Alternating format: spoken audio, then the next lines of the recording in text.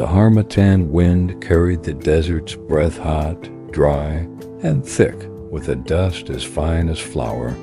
It painted the world in shades of red and ochre, blurring the lines between sky and earth.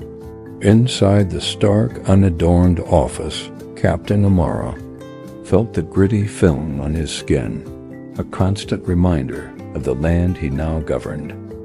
On the wall hung a map of his nation, a region in the north marked in thick red pen, pulsed like a fresh wound.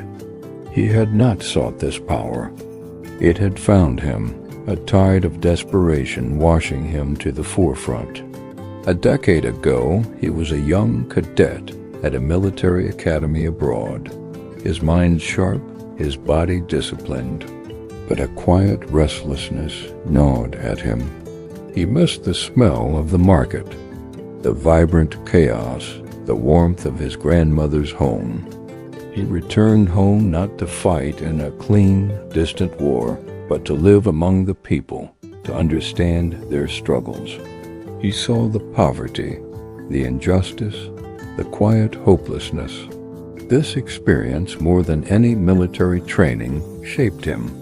It forged a simple, unyielding truth in his mind. A leader must first be a servant,